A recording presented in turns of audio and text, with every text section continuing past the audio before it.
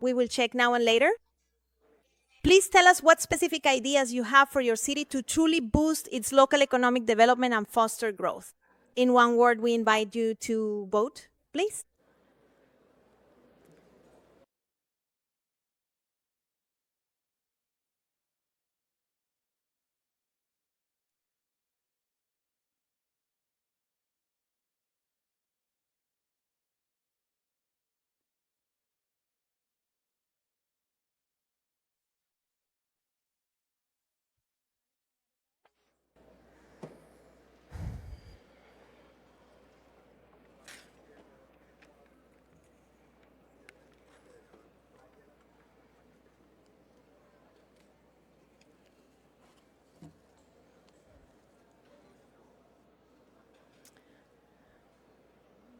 In a single, concise word, what exactly does this vibrant city truly need to effectively unlock its full potential for local economic development?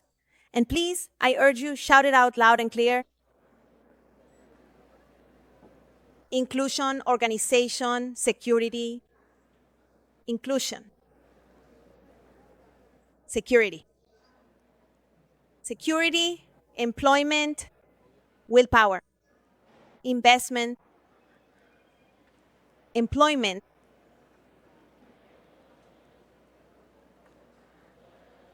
long-term vision, a strong sense of belonging, a common agenda for shared goals, a robust civic culture, stable formal employment, extensive outreach and mutual work, and comprehensive social security. All right, let's now move on to the second important question. How would you describe public-private collaboration in local economic development efforts in your city? We have 5 options: that it is highly institutionalized, that it is occasional but not consistent, that it is weak or informal, that it is non-existent, or that you are not sure. Well, it seems that occasional but not consistent is the one that appears to be most common. All right, with that in mind, and I need the speakers to take a look at these responses. I give the floor to Juan Pablo Bonilla to formally open the session. I am pleased to invite Juan Pablo to the podium. Juan Pablo is our manager of the climate change and sustainable development sector at the bank. Welcome, Juan Pablo. Well, a very good afternoon to everyone. It is a pleasure to be here in Barranquilla. Thank you to the OECD for choosing Barranquilla to host this important event. And before I talk to you about the importance this has for the IDB in the region, I want to share that 25 years ago, I had the privilege of being the director of an organization in Barranquilla called Fundesarrollo, and I have met several of my colleagues from that time here. It was the first regional development think tank in Colombia, and 25 years ago, we talked about the importance of these kinds of local development agencies so that cities and regions could make progress. And it seemed like a distant goal to us back then. You have no idea how happy it makes me to come back 25 years later and see the progress Barranquilla has, not just Barranquilla, but also other cities in Colombia. I think this country should feel very proud of the dynamism in its cities and regions, and of the importance that has for development, growth, and inclusion. Now, you might be wondering, what is the manager of climate change and sustainable development at the IDB doing here?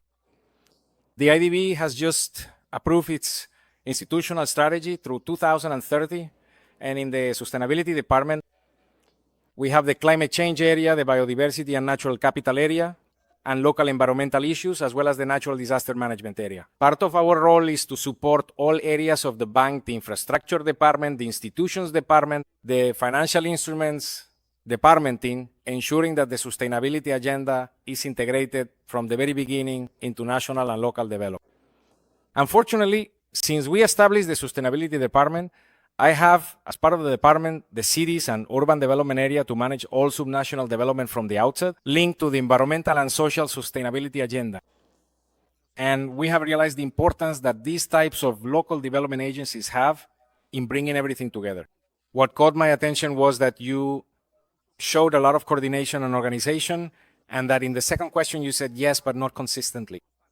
Notice that those two answers are very important. The first one, because it is very difficult, as we are discussing now at the table, to achieve that kind of coordination among the different stakeholders. Sometimes even just between the departments within a city hall, it is very complicated to achieve that coordination, or within a state or a governor's office.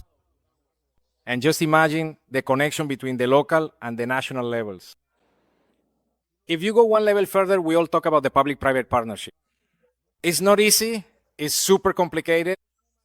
And if you add what we call in English other stakeholders, if you include academia, NGOs, civil society coordination, it's a word that sounds very nice, but in practice, it is extremely complex.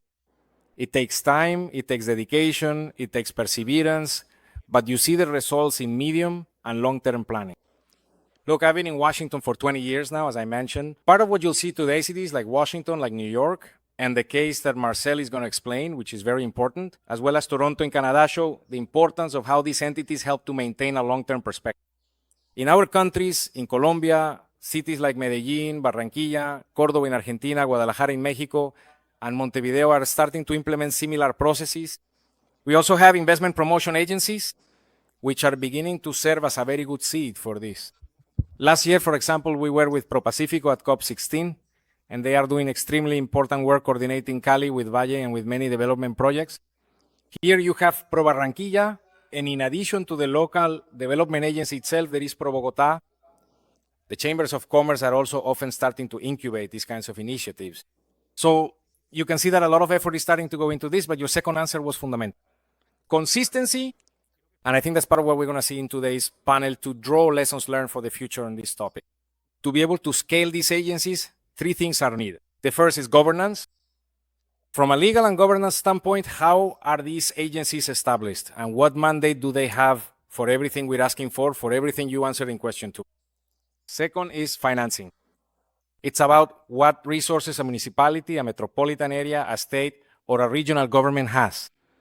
Royalties, for example, but there's also the issue of land value capture, which is extremely important. And third is the topic of urban regeneration. Many times, urban regeneration is the entry point for these types of agencies to manage assets and start obtaining financing to plan for the future.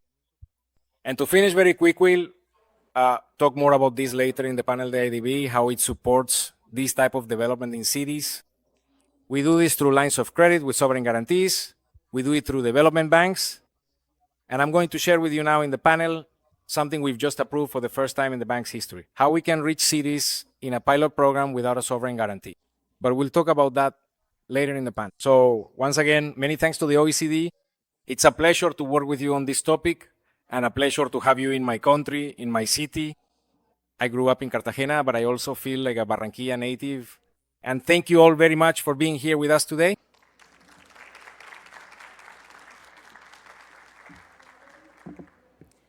Thank you, Juan Pablo.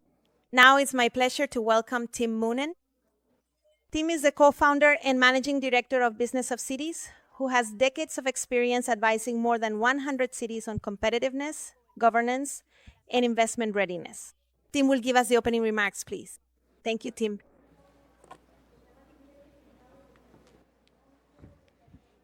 Thank you, Maria Camila, and apologies to everyone. I'll talk in English for 10 minutes, I hope, and really appreciate the honor of being in Barranquilla for the first time. I think we're here because the common conversation is that we are in an urbanizing world, an urbanizing economy, but cities have to figure out how do they make that work for local economies so that they can shape their own future. And what we're going to talk about today is that conversation about inventing new ways to shape your future as a city. Cities, after all, anywhere you look in nearly every continent, are engines of jobs, they're engines of private sector growth, they're engines of all kinds of new enterprise, venture capital, inward investment. But most of those cities also lack the tools, the capabilities to shape their destiny, to translate this potential into structures, into arrangements, into capital that's going to achieve the sustainable development we all want. So the question is, what are cities and local governments doing to address that gap? And I would argue that all over the world through our work we can see that whether it's a global business hub, whether it's a city that's smaller with a trading, a city that's got a trading background of a medium size, whether it's cities that are visitor destinations or lifestyle hubs, many different kinds of cities, hundreds of cities have become more intentional in recognizing that they operate in markets that are international and are contested. They need to learn how they specialize, in what do they specialize, and how do they stand out in that world, and to whom. They have to adapt their offer. They have to adapt to changing industries because the economy is changing fast. And they need to be skillful and they need to be intentional about how it is that they're going to use the capital, the land, the partnerships, the leadership that reside in the city. But they have to do this in a context we have just heard from Juan Pablo and from Maria Camila, that cities and local governments exist in an underpowered context. What do I mean by that? They operate in municipal boundaries, even when the economy exists in a functional or metropolitan geography. They rely on short-term programs, fragmented pieces of money. They up the upside. If they generate upside as a city, much of that upside gets retained at a regional or provincial or central level of government. So there are many incentives to be quite risk-averse, to stick to the status quo in how we develop our economies.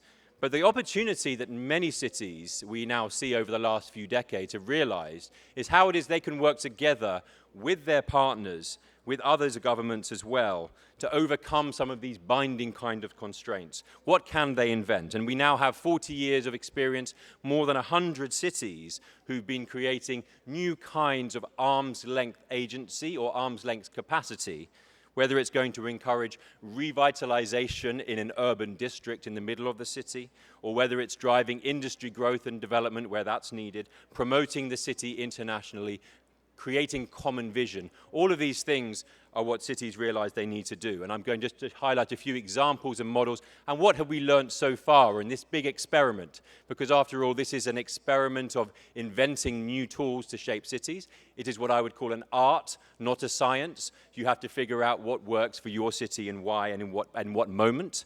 But the scale and the scope is shaped by local circumstances and priorities. And you might say that they range in activities and agencies that operate locally, activities and agencies that are regional or citywide or even larger.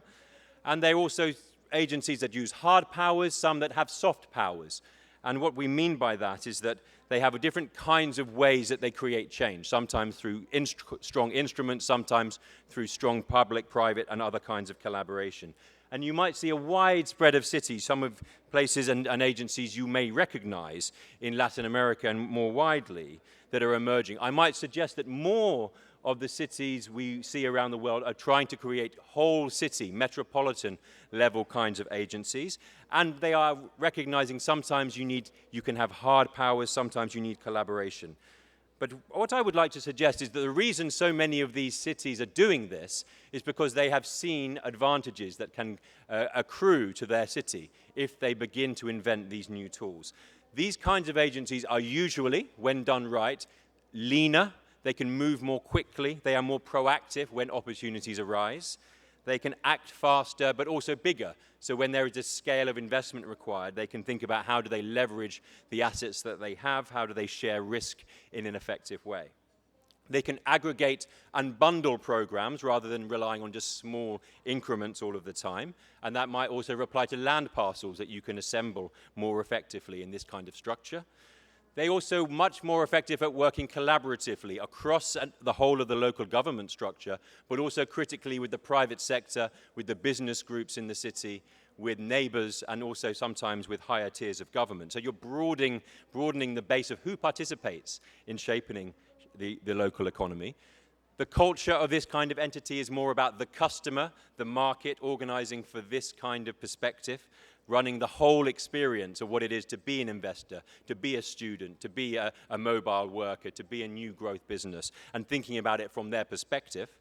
And these kinds of agencies are usually able to stick flexibly beyond just one rigid boundary, but recognizing they can work in different markets and different geographies for different purposes. Now, it's important to say there is no one model, and the one thing that you can see from the cities and local governments that have been doing this for 10, 15, 20 years is that they started with some core remit, some core focus that was unambiguous with a clear objective, often around creating new forms of evidence. What is our local economy? What does it really consist of? What are we good at? How do we measure it? Who are our clusters? Where are our clusters? How do we create this kind of common framework of analysis? That's very important. What is it that we can do to facilitate maybe the easy transactions, and how do we command maybe a project bank or an opportunities bank? This is somehow the easy win to get started.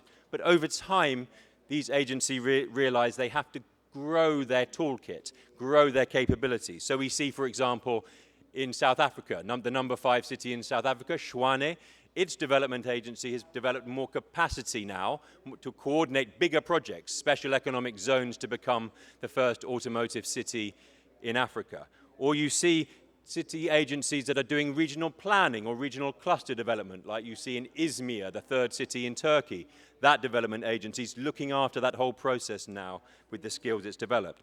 Or even, as I'm sure we'll hear, with Barranquilla, Pro Barranquilla, very much playing an important role for international marketing, identity building, awareness raising in the marketplace. So growing these skills, recognizing it is not one size fits all, is very important for these sorts of agencies and the support they get. Just a couple more comments before we go into the wider conversation. Firstly, agencies have to adapt as the world adapts, and these city economies recognize that there are a new set of imperatives. They have to provide service provision, not just facilitate individual wins or transactions or activities. So whether that's skills in SME development or venturing or data use or coaching or licensing, all of these skills need to be absorbed. Secondly, these cities' economies increasingly act as ecosystems, not just one sector, but multiple sectors working together. So how do you coordinate this ecosystem, bring them together, act as the interface? That's very important, next step for these kinds of agencies. And the third one is recognizing that these agencies cannot exist as a silo, detached, doing just objectives on this for the whole city, for the city. They have to be very integrated with what is the core city objective, social objective for the city. How do we grow resilience as well as attract growth from the outside? So these are the kinds of directions we're going in. And I would just want to end with some success factors we've seen in big cities, small cities, lower, medium-income cities, as well as high-income cities that I think are quite common and may inform the process across Latin America in the next 5 to 10 years. The first thing I would say is that a medium-term mandate is critical. This is not about one project, one political cycle. You have to be given the license to act decisively in complementarity with the political leadership. But whether it is Barcelona Activa, whether it is the London Development Agency, or Paris and Company, they were given the political leverage to be able to operate over more than one period of time. Secondly, it's very important these agencies are given and licensed to gather good evidence. I mentioned it already, but it's not about collecting wish lists or developing just pet projects, but actually finding out what is our honest appraisal of what we're good at, what can we compete for, how do we look ahead at the horizon, getting this evidence really nailed down. These organizations need deep relationships in their sectors. They cannot guess what those sectors need. They need to understand those sectors deeply.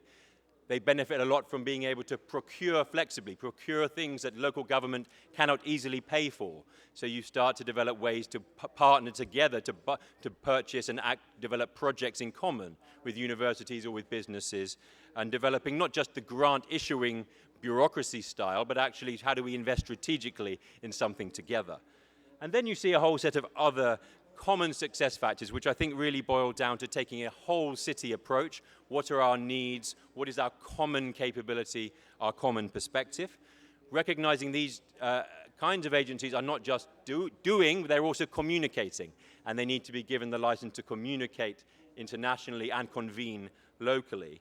And finally, just to say, bringing on private sector skills, private sector know-how, whether it's about how do you develop land, whether it's about job training or sales or agenda setting or branding. All of these kind of markets-based skills need to be brought in, whether you do it formally through the structures or informally through the coordination. These kinds of skills are very important to achieve the goals that we see. My hypothesis is that in the next 5 or 10 years, Latin American cities will be more prominent in the creation and the maturity of these kinds of agencies as the world begins to realize even more how important they are, because it's in a fast-changing economy with new innovation systems, new investment demands, new asset classes, new ways in which corporates invest in cities and stay in them. Cities need this kind of agility in their toolkit, otherwise they will fall behind. They need to be more intentional about how they familiarize the rest of the world with their city and then coordinate what they have locally. And ultimately, this is a part of a wider question about how do city leadership operate as a common effort, not just one organization's job, one city government for one period of time, but a common endeavor through which these agencies can be a real catalyst and a real vehicle. So I'm looking forward to hearing the conversation and how it pans out, and I hope we've given a sense of what the global trajectory is today. Thank you.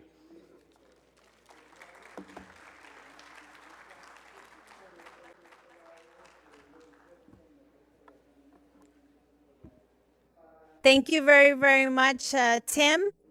I'm now going to invite the panelists, everyone here, to the podium, to the stage.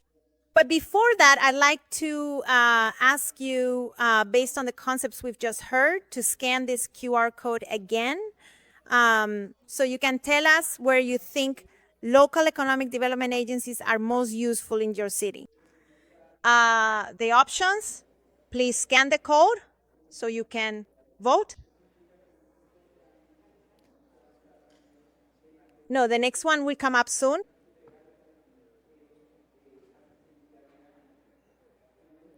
Where would a local economic development agency be most useful in your city? To attract and coordinate investments, to revitalize central or underutilized urban areas, to manage and make use of public land and infrastructure, to support entrepreneurship and local businesses, to improve the delivery of infrastructure services, or to strengthen territorial and regional planning. Do you have the code? Were you able to vote? Are you thinking?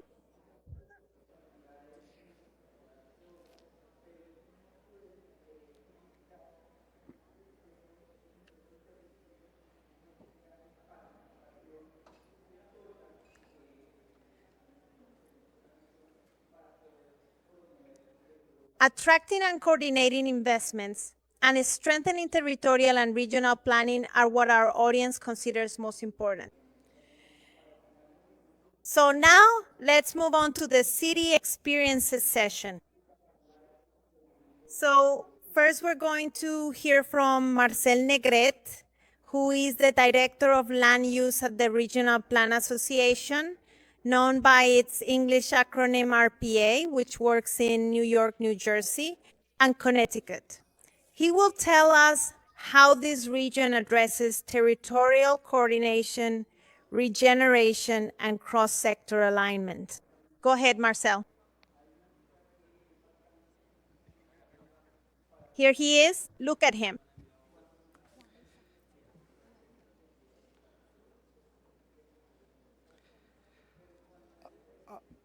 Thank you so much for having me today, Maria, and everybody in OCDE for hosting this event. In this presentation, I will provide a brief overview of RPA's role in shaping the built environment and infrastructure that have fostered economic growth in the New York metropolitan region. I will showcase some examples of the work that we have advanced in the past century. To give you some context, the New York metropolitan area is a connected region with a shared housing and labor market, which is characterized by common coastlines, mountain ranges, and extensive networks and railroads, roadways, and communication infrastructure that binds the region together. The region encompasses 3 states, as Maria mentioned, New York, New Jersey, and Connecticut. It includes 31 counties, almost 800 municipalities, New York City being just one of those, and almost 23 million residents. The RPA researches transportation, land use, housing, and the environment, and we provide advice to cities, communities, and public agencies in the region. Our acronym RPA stands for Regional Plan Association, but it also happens to represent three main buckets of the work that we do. Research, Tim was talking about evidence-based, the importance of that, so we do a lot of research. Planning and advocacy. To be clear, the Regional Plan Association was founded in 1922. It is a private civic organization, so we don't have the capacity to execute or the authority to change land use or infrastructure. Our role is mainly the one of coordinating, which was one of those keywords in the question before. About a century ago, 103 years exactly, most of the prominent urban planning experts and civic leaders collaborated to start producing the first regional plan, which was a major advancement in urban planning that shifted the focus from individual cities or localities to a larger region with multiple urban centers spanning across the 3 states and jurisdictional boundaries. In total, RPA has released 4 long-range plans to guide regional growth. The second plan from the 1960s focused on revitalizing urban centers and social equity. In 1996, the third plan addressed the financial downturn of the moment that was threatening the stability in the region. And then the fourth regional plan, released in 2017, and the latest one, includes 61 recommendations covering transportation, housing, environment, and governance. These are centered in the values of health, equity, prosperity, and sustainability. Together, these plans have led to significant infrastructure, open space, and economic development projects in the region. The organization's staff includes 30 dedicated researchers, urban planners, architects, policy experts, and public relations managers to help facilitate and coordinate the implementation of our plans. We closely collaborate with board members representing key private sector industries and former public sector leadership. And our work is also guided by multiple committees, including 3 state committees representing each of the 3 states in which we operate in. Due to the region's scale and complexity, we often receive requests to address various emerging issues. But to prioritize our focus, we developed this framework that evaluates whether an issue aligns with the 4th regional plan, which guides the positions that we have about the necessary infrastructure, investments, and policies for the region. So just to go quickly through some of these, I'll show some specific work in their practice areas, starting with transportation. As I mentioned earlier, our efforts have greatly enhanced transit, which is the backbone of the region's economy. The region has the largest commuter rail system in the country that serves over 700,000 weekday riders. And this system also includes the 3 regional operators, but also includes Amtrak, which is the system that connects the mega region, the larger region, from Boston to Washington, D.C. Our subway and bus network, taken together, accounts for 40% of the country's transit ridership. The city subway system is the largest in the world by number of stations, with almost 470. Over 3/4, 75% of the trips into Manhattan Central Business District are made on public transit, making the city and region highly dependent on public transportation services. After decades of disinvestment and lack of expansions, we are now seeing a greater commitment to investing in transit infrastructure. This slide highlights some of the transit improvements completed in recent years, including the first phase of 2nd Avenue subway, the extension of number 7 subway into Hudson Yards, and Long Island Railroad's East Side Access project into Grand Central. More ambitious projects are underway, including the next phase of the 2nd Avenue subway, the Interborough Express, which will connect Brooklyn and Queens to outer boroughs, and the Gateway program, which aims to improve service and capacity across the Hudson River, connecting New Jersey and New York. Almost 3 decades of advocacy and research, the congestion pricing program, which is highlighted here in blue, went into effect earlier this year. This program has garnered significant attention and is being subject of extensive debate and ongoing litigation. Emphasizing the importance of evidence-based information, here I'm highlighting a slide from a recent report that we issued that speaks about the goal of the program. The goal of the program is to reduce traffic by charging tolls for private vehicles entering the central business district and promoting the use of public transit. Since its implementation this last January, the traffic has decreased and public transit ridership has increased. Traffic decreased and ridership increased. Foot traffic and small business activity has also increased. Traffic delays in Manhattan, as shown here in the chart, are now 25% lower than they were last year, as shown in the blue representing, the light blue representing last year's data and dark blue representing this year's data. The revenue collected from this program is funding the transit agency's current capital program, including several of the projects that I mentioned earlier, in addition to many other things, including accessibility improvements for over 20 stations, more modern signal systems, hundreds of new electric buses, and other critical projects to maintain the system in good working condition. Now into housing. New York City is infamously expensive to live in, and over the past decade, the typical home from sale in the city has increased from $520,000 to $750,000, which corresponds to a 42% increase. During the same period of time, the typical rent has increased from $2,600 to $3,600, representing a 36% increase. While the rest of the metro area is slightly more affordable, prices for sale and rent have been growing faster than in New York City. This problem is driven by a supply and demand imbalance that has affected the region and other parts of the country. When we looked at the rate of permits, residential permits issued in the past 30 years, we can observe two key points. First of them, on incomplete recovery, the region permitted 13% less housing units per capita in the post-recession period when compared to the 12 years prior. And number two, a growing disparity within the regions of the metro area. Suburbs in Long Island, Hudson Valley, and Connecticut are producing fewer residential units, leaving northern New Jersey and New York City to fill the gap. We recently quantified and projected this imbalance, concluding that the region may face a housing gap of approximately 920,000 units by year 2035 in about a decade, nearly doubling from the current gap of approximately 540,000 units. Closing this gap would require tripling the rate of housing growth in the next decade, a level of residential construction not seen since the mid-20th century. The costs of not addressing the housing gap are huge.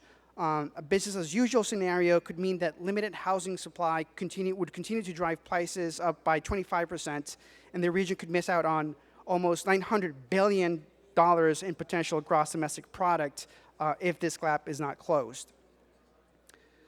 Closing this housing gap is hindered by restrictive land use regulations, especially in suburban areas. The map shows that most districts allowing multifamily buildings with 4 or more units are in New York City, where 61% of residentially zoned land permits them. In contrast, less than 5% of suburban land allows for such buildings. RPA supports increasing housing in central, transit-rich areas. The extensive transit network we consider is an underutilized resource that can boost housing supply and improve job access. Many station areas are surrounded by parking lots and low-intensity developments, as depicted in this diagram. The same area can be transformed to transit-oriented development, or TOD, which integrates residential, commercial, and recreational spaces around public transportation hubs, which promotes access to jobs and decreases reliance on private vehicles. To achieve this, land use regulations need to be updated to allow more flexible dimensional criteria and other types of regulations. To scale up this strategy across the metro region, we recently published an analysis of 355 commuter rail station areas, evaluating their potential for transit-oriented communities and the necessary planning efforts to foster them. This classification system estimates TOD potential by categorizing station areas as near, mid, and long-term locations. This classification helps identify the support needed and the regulatory changes that could increase housing near transit. New York State transportation agencies and other local stakeholders are using our classification system in the upcoming regional transportation plan, which guides federal transportation funding. Our efforts also contributed to the recent land use reforms in New York City, known as City of Yes, which significantly enhanced TOD opportunities in New York City. Last but not least, let's move to the environment. For this analysis, RPA assessed housing exposure and losses from 2 flood hazards, sea level rise and storm-related flooding, using projections to 2040 and 2070. We estimate that housing loss could impact 78% of suburban towns and villages and 60% of community districts in New York City. The map here shows estimated housing loss by neighborhood in New York City and in the suburbs, with the size of each blue circle representing the projected loss in each area, projected loss by 2040.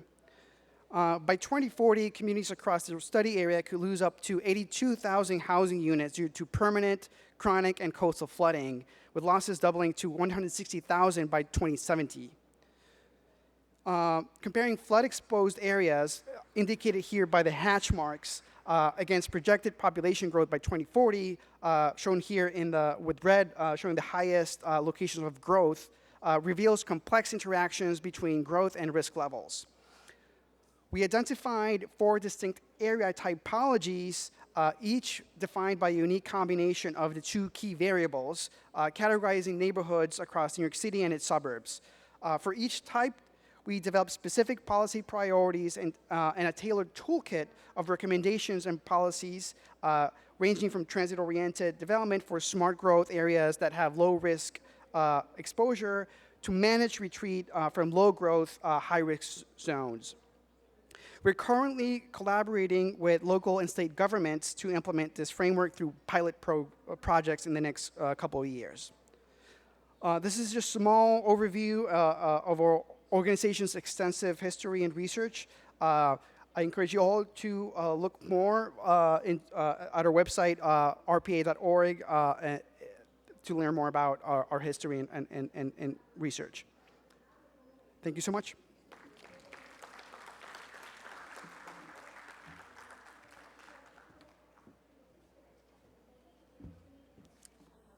Thank you so much. Thank you, Marcel. It seems that Ana Maria had to step out to take care of something urgent. So let's continue with the panel. I'd like to invite Tim, Ana Rubin from the OSD, Marcel, and Juan Pablo to come up here and join us for this conversation.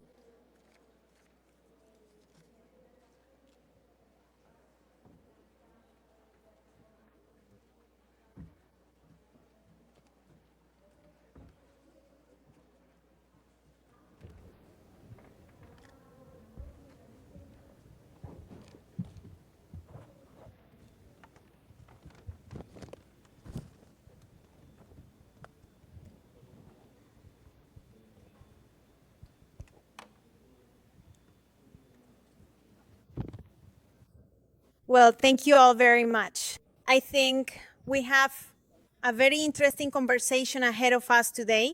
I'm going to switch to English so we can make the most of the discussion with the panelists. I hope everyone has their interpretation devices. If not, you can get one outside. Before switching to English, I want to encourage you to scan the code on your tables so you can send us your questions from the audience. If you want to ask the panelists a question, we ask that you please specify who your question is for. And so now we will switch to English. So thank you so much, Tim, Marcel, Ana, and Juan Pablo, to be here. I think that we have a lot of things that was very important for the comments, and also very well connected with the questions and comments that we have seen in the Mentimeter at the beginning. So first of all, I would like to start with Tim. asking you which do you think are the key factors for the LEDAS or the local economic agencies to be more effective to attract investment and also to build trust for the cities? Great, hopefully, yeah, that works. Great question, and I guess it partly depends on whether an agency is just finding its feet or whether it is already well established with its mission. But I think we see many examples of agencies that have been set up to develop this international attraction, but perhaps without fully consulting or engaging the full network of private sector capability that resides in its city, that often has the market intelligence to understand what should be our target markets, what messages actually resonate internationally or externally as well as locally, and how it is that we can position for that. So I think a key success factor that I would observe is that porosity, we would call it, that interface between public and private locally. That means that you tend to become more market-facing with how you explain yourself to the world, how you differentiate yourself. There are 10,000 cities, after all, in the world. One has to differentiate oneself in that context. And usually you need to have some eyes that are outside of your city to tell you what it is that you are saying about yourself that is effective and meaningful and distinctive, as well as the good quality that you build from within. So this outside-in approach, I think, is quite important. And I would just add to that that therefore some seniority of leadership and input from corporates, from anchor institutions, from the main players and partners, infrastructure assets perhaps in your city, being at the table or being able to provide evidence, provide support, provide perspective, all of those things I think are really critical, whether you are a junior agency or a senior agency in your journey. Thank you, Tim, and thank you for your presentation, because I think that it was very important to understand how the cities have been evolved and how are the new needs, if I can call in that way, how we can build together the local economic development. So now let me move to Anna and welcome Anna. And thank you so much for all the work that you are doing from the OECD for this topic. I will want to ask you, how do you believe that the local economic development is helping cities to make it more livable, more inclusive, and how is the work at the OECD on this topic important for them? Yes, you can hear me great. Thank you so much, and thank you so much for the collaboration. We're really excited to bring this event to the Local Development Forum. I mean, I think when I'm thinking about local development agencies, when we look across the OECD, we see so many different types of organizations that are doing this work, right? In some countries, it's purely public organizations, and they often operate at kind of a regional scale, so they're networks across the entire country. But we also see a lot of privately driven organizations, like local chambers of commerce that take on local development functions. Closer to the mic? Yes, please. Is that better? Okay, perfect. And then we also see other entities that wouldn't label themselves as local development agencies, but are kind of playing that same function. So for example, universities. I saw on Tim's slide, he mentioned Distrito Tech in Monterrey, and it was really Tech de Monterrey, a local university that was really developing that area. And then in some cases, there aren't necessarily dedicated agencies, but rather teams within municipal governments. And even when we're talking about the question of local, that can mean so many different things in so many different countries. So what local means in Canada versus Costa Rica is very different. So in some cases, they're operating within communities at the neighborhood level, doing community development, really focusing on housing, social infrastructure, the really neighborhood-based development. In other cases, they're operating at a municipal level, or in some cases, they're even operating at an interregional level. So this event, for example, last year was held in Greater Copenhagen, which is the area that crosses crosses the Denmark-Sweden border, and so includes Copenhagen and Malmö, and they actually have economic development agencies that are working across national borders because they know that that's the functional economic area to work at. And then we also know that their functions vary really differently. We heard a lot about working on kind of planning, but even when we're thinking about economic development, some of them are very focused on endogenous growth, so supporting their local small business and entrepreneurship community, while others are focusing on their kind of FDI attraction or attracting big multinationals. And then another way we see them really functioning differently is in terms of, are they building big strategies, are they doing big picture, or are they doing the nitty-gritty of implementation?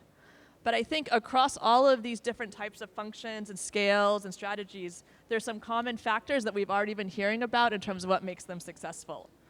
So one is some kind of public-private governance. So you need the legitimacy of the public sector voice. These need to kind of be democratically accountable, but they also need to be fluent in the language of business because that's ultimately their ultimate customer. They also need to be operating at a scale that's kind of fit to the task at hand. So whether that's a functional urban area, an interregional area, or a neighborhood.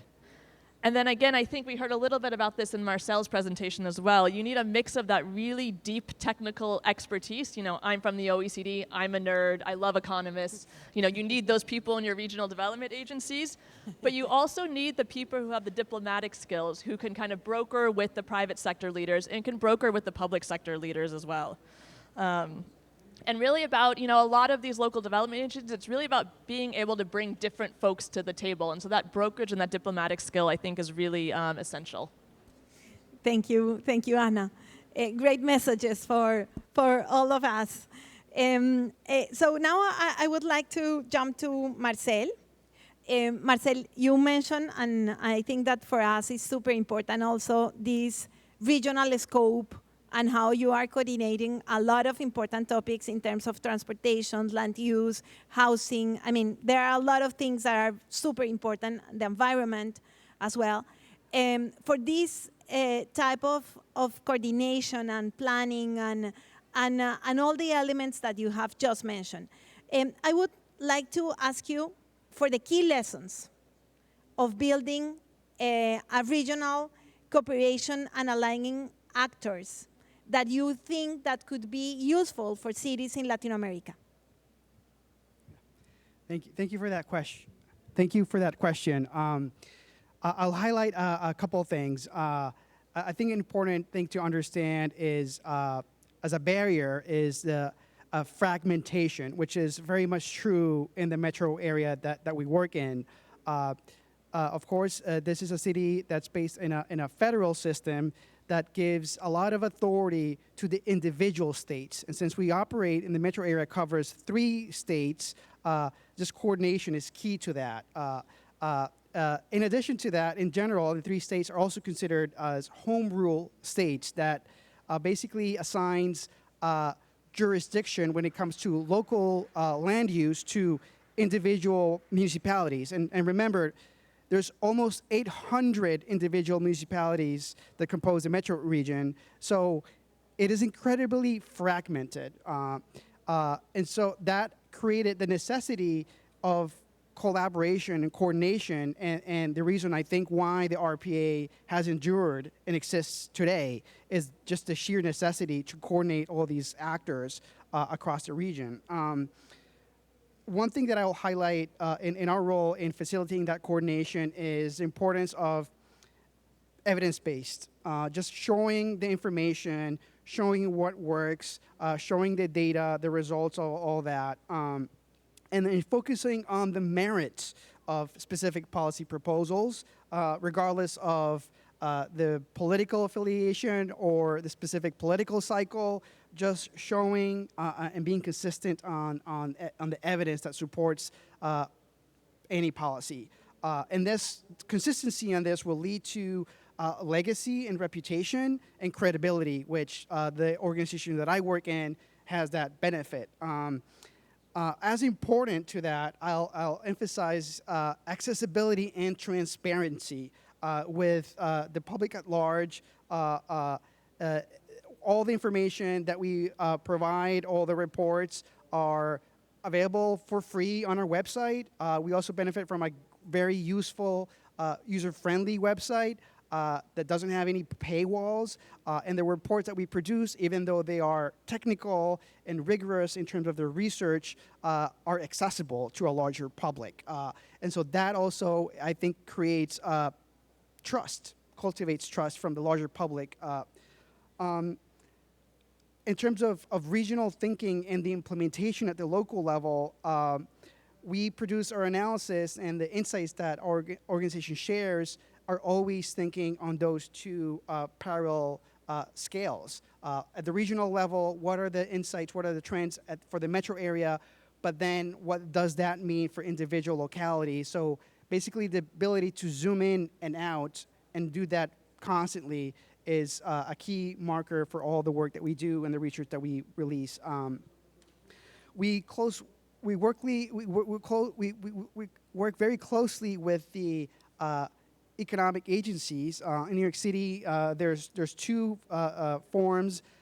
New York City has the Economic Development Corporation, which is the formal development agency. We collaborate with them a lot. We share our data, and we participate in the efforts that they're doing all the time. And outside of New York City, those would be known as industrial development agencies for the most part. And in some cases, because these or IDAs, some cases these IDAs represent small villages or localities that have a population of 2,000 residents. They don't have the same technical capacity as the New York City EDC, and so we offer that technical capacity to help them implement some of their visions. And then I think I alluded to this, but finally, and because we don't have the ability to implement anything, we don't have authority, we just are helping coordinate and give a vision, a potential vision of what the region might look like, is the importance of information design. I mentioned our information is rigorous, but it's accessible, and we depend on a remarkable website that is our main form of engaging with the broader public. But also we host events like this one, and where we bring all the relevant stakeholders from the region to discuss these topics. We host regular workshops on like a specific neighborhood, on the issues that are affecting that neighborhood. And all that is highly dependent on information design, which explains why a lot of my slides were heavy on graphics and maps. But thanks. Thank you, Marcela. And I think that it's super important that you also touch the point of consulting with the civil society and how to work together and make these type of things for people to understand the purpose, the goals, and how they can move forward. So thank you also, Juan Pablo, to being here. And I would want to ask you, the Inter-American Development Bank has been working very closely with cities in Latin America, and one of them is Barranquilla, to support their local economic development. Could you please share how we have done this over the time and with different instruments that the bank has? How do you think that? Thank you, Maria Camila. First of all, the IDB Group, the Inter-American Development Bank, has the public sector arm and the private sector arm. The private sector was created 19 years ago, and I think part of the challenge of the group is how we coordinate each other, and now the challenge is how to help cities in that process. So historically, until a month ago, we supported cities through national sovereign guaranteed loans and through financial intermediaries or national development banks. So in the first group, Barranquilla is a great example. I wanted to tell you about Villa 31. It was a great project in Argentina to support the transformation of a big part of Buenos Aires. And the role of the kind of local agency that they provided for Villa 31 was amazing. Then we had a similar example with Barranquilla, and I think the role of Puerta de Oro and different parts of the mayor's office was very important to developing that project. It was $120 million IDB loan to Barranquilla, but with guarantee of the national government, to become Barranquilla one of the first biodiversidades.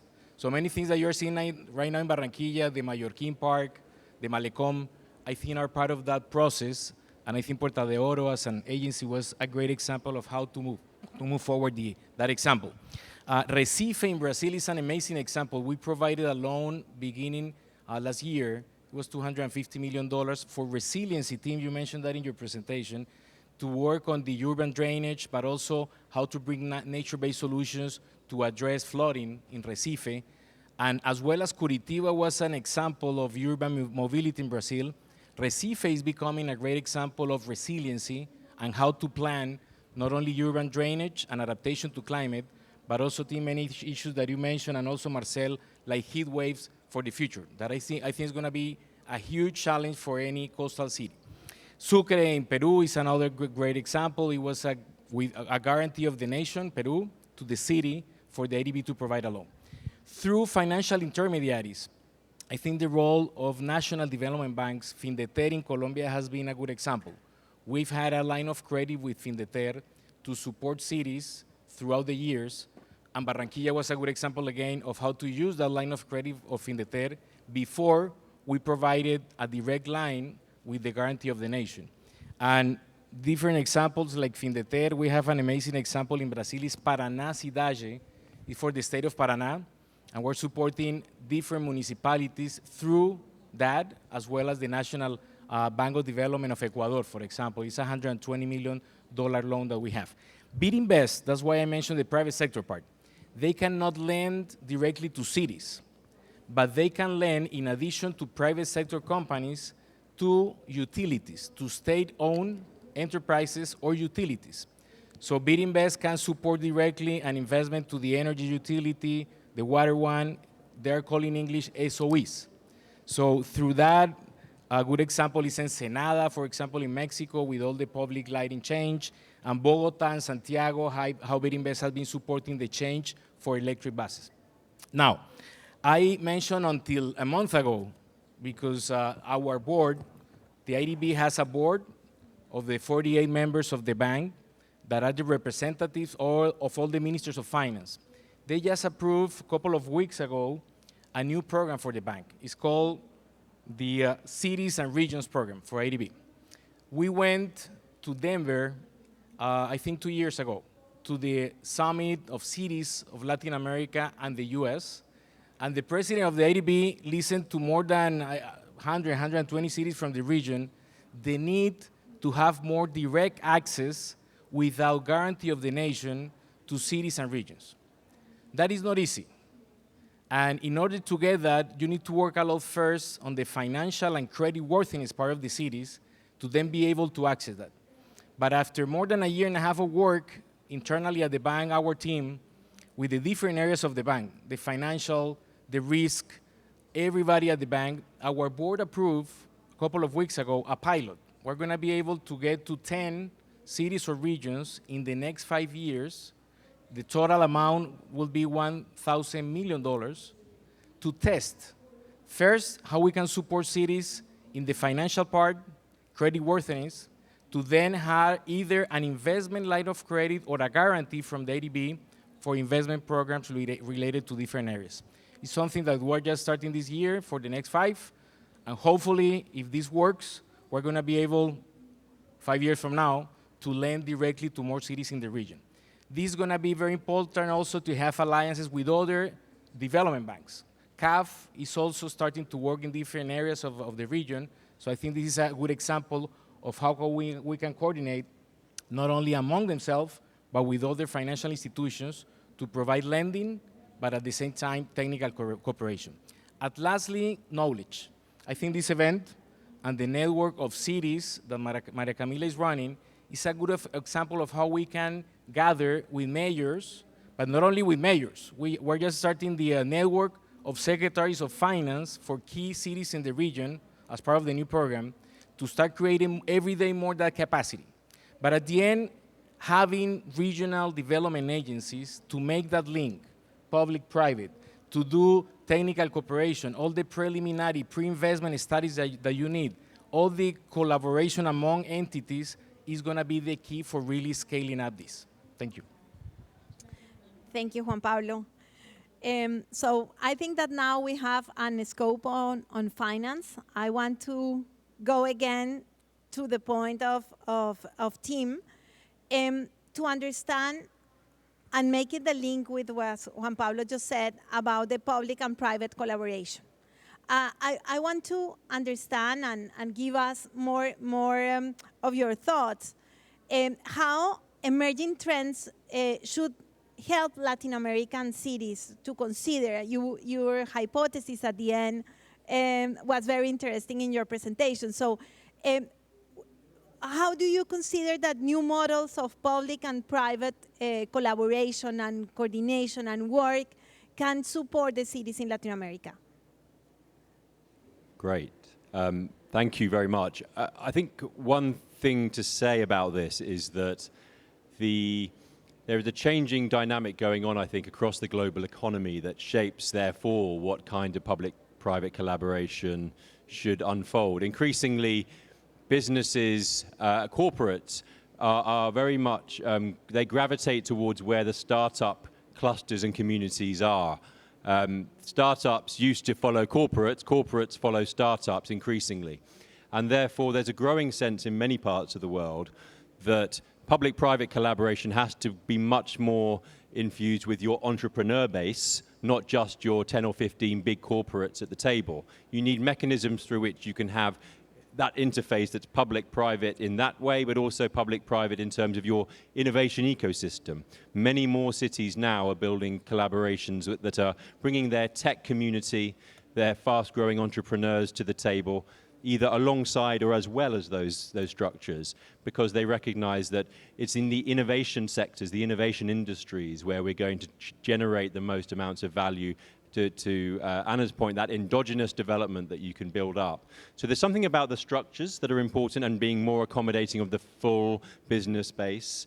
And I would also just say one other point about this, is that there is not it's not just about having the sort of the board. There's a very important board and steering committee structure to any agency governance that is arranged. But it's also about what is that mechanism through which that organization has an open door to other partners, through which that can be also, that there's a cadence to the interaction, the events that you host, the working groups that you organize, that allow more partners and players to come to the table. And ultimately, when increasingly there are people who work, for example, in 1 year in the public sector, another year or another decade in the private sector, there is a need, therefore, to allow this kind of community of city builders and city shapers to be at the table in these public-private structures. So I think all of these ways in which we treat the city as one big public-private partnership and then think about what is the way in which the agency allows that to flourish is an important question.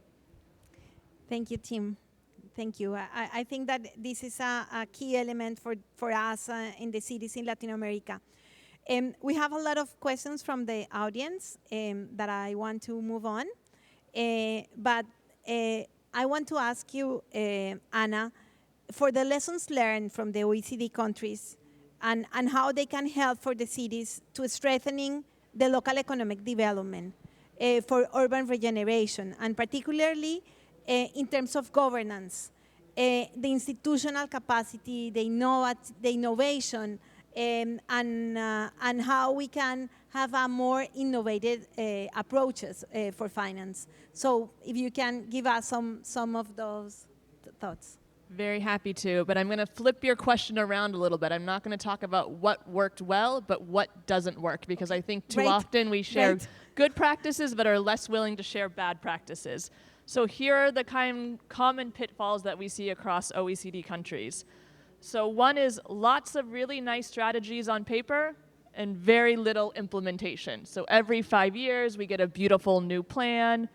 The plan sits on a nice desk, a bookshelf, and then nothing really happens. You don't have the financing to do it. You don't have the implementation capacity to actually follow up. But your 5-year cycle comes again, and you get another nice plan. Within those plans, we see a lot of copy and pasting. Every place wants to be the next Silicon Valley or the next valley of something, but they're not really well tailored to your local assets, to your local strengths, or your local challenges. Another common pitfall we see is lots of overlap and duplication. So you have lots of different agencies, organizations, departments that have similar remits, not exactly the same remits. They work together some, but not a lot. Your business community doesn't know who's taking the lead. There's too many doors to enter, too many windows. It's a little bit of a kind of a mess in that sense. Another common challenge that we see is you have the right structure, but you don't have the right staff. So they don't have the capacity, they don't have the connections, they don't have the gravitas to kind of lead things in your local community. Another pitfall we see is kind of economic development strategies that are really about race to the bottom. So it's not about selling the strengths of your local community, but selling your local community as a low cost, low regulation place. And then when it comes time to compete, when that business wants to leave, you're going to have to go even lower. Two more. We often see places overlooking the kind of the soft factors. A lot of economic development is about telling the story of your community, sharing it, really kind of building that narrative. You know, we're going to have a session tomorrow thinking about place branding and marketing. And how do you really kind of shift the perceptions of your community on a global scale? And I think often we don't account for that. Especially today when economic development is about attracting workers and attracting people, they want to be attracted to a place that they feel good in, where they want to live, they want to raise their families, and so it's a little bit more of those soft factors. And then the final thing I would say is that often a lot of the planning is very short term. It's often tied to political cycles. Every 3 to 4 years, there's a new planning, and we really know that you need to think about economic development in terms of business cycles and not political cycles. So I hope that wasn't too depressing and everything that we've seen that's been done wrong, but maybe offer some inspiration about where we can kind of not repeat the mistakes of the past. Thank you, Anna. So now I'm gonna move to the questions from the audience. So for Marcel, how is the Regional Plan Association funded, and what is the strategy to ensure the studies and proposals that you develop are embraced both by government and communities, and how you do this with a long-term vision? Thank you for that question, whoever submitted it. Yes, the RPA, as I mentioned, does not have any authority for implementation. We are a private civic organization, and the only way that we have to ensure that our plans are implemented or adopted is through persuasion and coordination and doing all the things that my fellow panelists have been talking about. Our board is constituted by representatives of private sector industries. The key sector industries are all relevant, are all well represented in our board, as well as former public leadership. So just through our board composition and the various committees that form the organization, the dynamics that Tim was referring to happen within the organization. And so that's one way.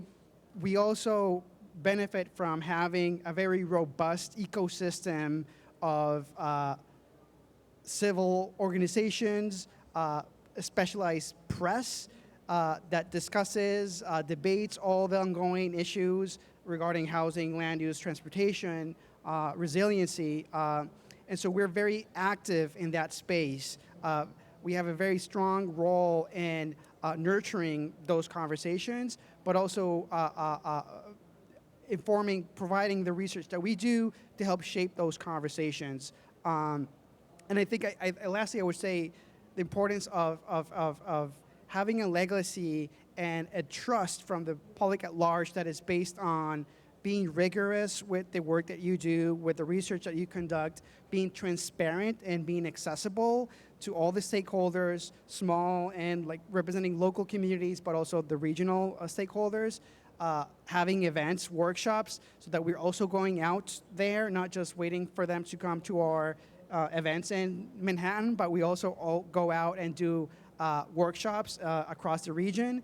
And I think that has built over time, over almost a century of history, the trust and the legacy that when we produce a plan and when we weigh in a specific issue, our positions are taken seriously. And I think that's the main way that we have, but yeah, that's, I guess, a long way, but persuasion, that's the way that I would sum it up.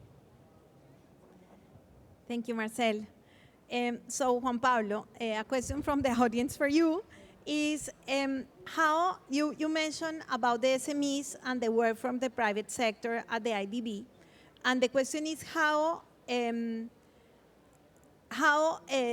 SMEs can engage with the work for local economic development. If you can think in some examples on how the private sector work with public sector in cities. No, it is a great question because of the role that SMEs played related to employment. It's not easy though, because requires also a lot of coordination. We have different lines of credit through development banks that are targeted just for SMEs. So we have work in Colombia and in different countries of the region with national development banks just to have those lines of credit. But the question about how to link that with city development and even the role of these new local agencies, I think is a very good one, because Bid Invest, the private sector part of the ADB group, is every day more promoting the work with SMEs through what they call sustainability lending. If through the value chain with an anchor company, the different SMEs that are providers fulfill different, for example, sustainability criteria or other type of criteria, then Bid Invest reduce the interest through the value chain. So I think the way to really engage many SMEs could be directly with loans to them, but at the same time, what are the key incentives that you can provide to an anchor big company to then be translated into the value chain of SMEs? And I think that's part of the challenge that we have in the coming years. Thank you, Juan Pablo. We have time for 2 questions more. So for Tim, what is your opinion of movements such as the cities can be that are promoted recently, and also there are some cities like Barcelona, Paris, and Edinburgh involved. So what do you think about this and how you can connect this with cities in Latin America? The cities can be? Yes.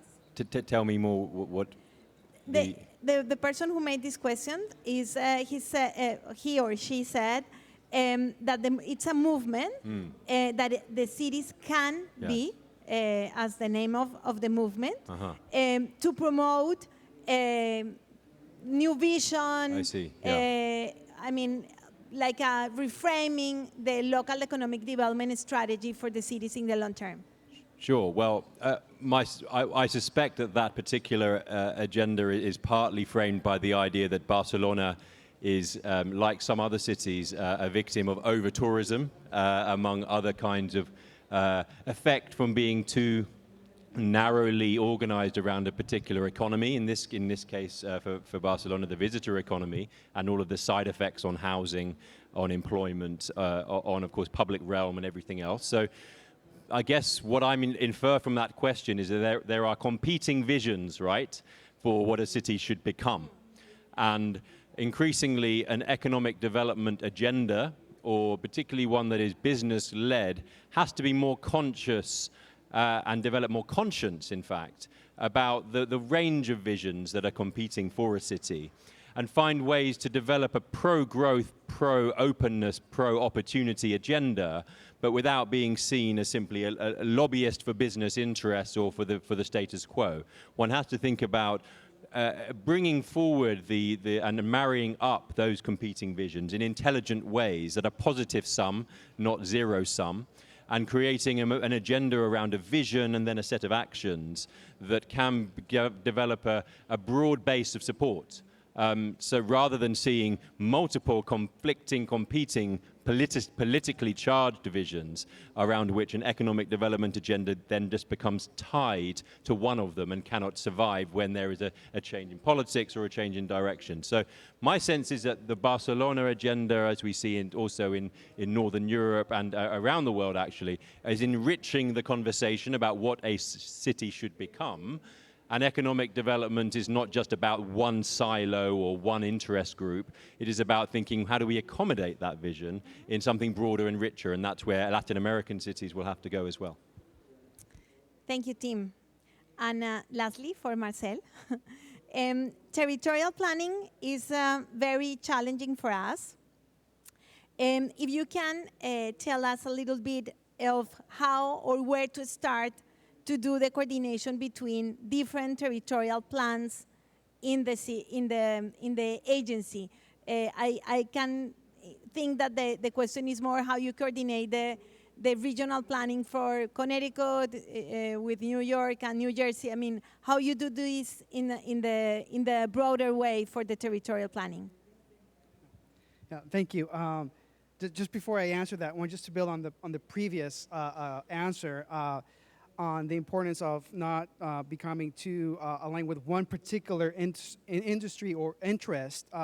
In our case, I mentioned that our board is composed by representatives of key industries that are mixed. And so just internally within the board, very interesting debates happen that I think avoid that pitfall that you were mentioning, that is ultimately just supporting one specific interest, just because of the diversity of the industries, but also the public sector representatives there. That creates just like a range of interests that have to be moderated, facilitated, and prioritized. On the question of territorial planning, I think is starting with documenting existing conditions, showing what are the conditions that involves a lot of mapping, showing what are the land use conditions, what is the land cover, or what are the statistics associated with housing at a localized level, and then benchmarking those statistics and those that documentation against the larger region, against other parts of the region. So we very often compare, I think as one of the charts that I showed, the residential permits issued, comparing Connecticut against New Jersey, comparing that on a per capita basis so that we can have a sense of what's the rate of growth that's happening in different parts of the region. So just documenting existing conditions and mapping things so that you understand in a local scale, but also at the larger regional scale, what's the progress, what are the gaps, and then that's what you can use to then inform what might be a plan to address some of the issues and gaps that you identify in that existing conditions. But yeah, existing conditions is and lots of maps. Thank you so much, and thank you so much for all the questions. I think that it has been a great conversation today. I want to ask Ana to give us the closing remarks for this session. Ahora vuelvo a pasar a español. Muchísimas gracias a todos. Creo que la conversación ha sido muy rica. Quisiera ahora pasar la palabra a Ana, si quieres, para darnos las palabras de cierre de esta sesión. Muchas gracias.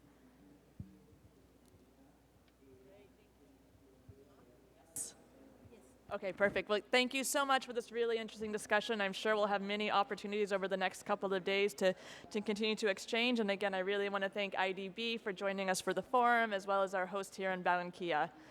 The discussions we had today tie in a lot with the different themes we're going to be talking about over the next 3 days. So what I want to do to close is offer not conclusions, but some questions for us all to continue to think about.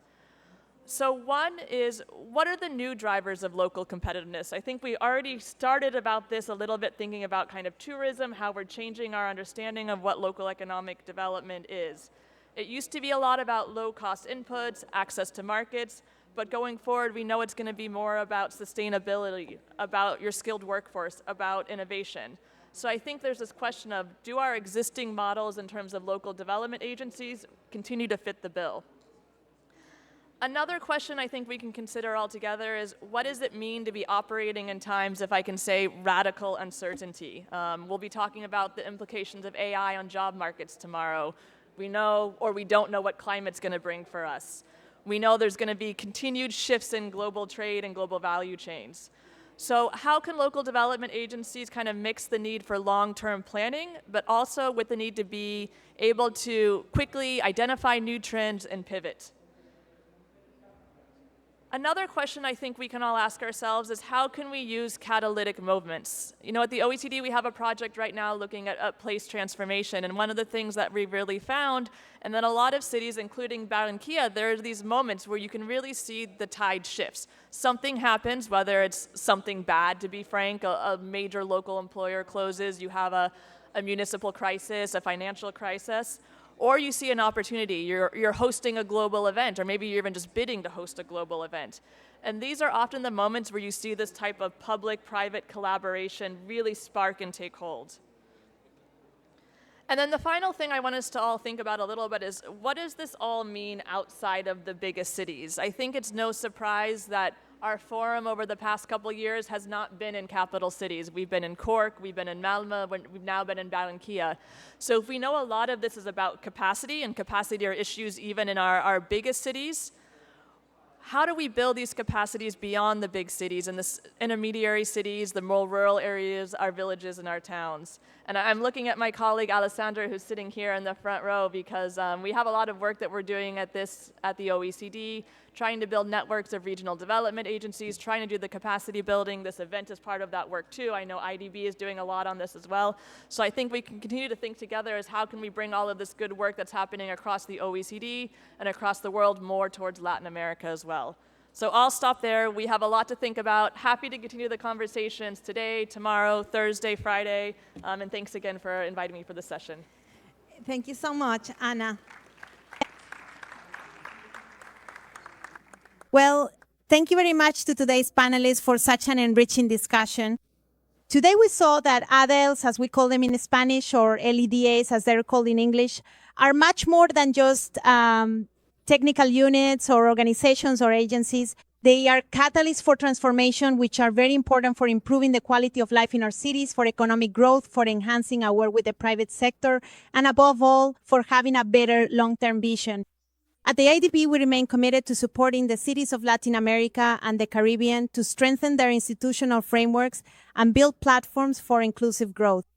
We would especially like to thank the OECD and Barranquilla for this opportunity and all of you for joining us. Thank you very much.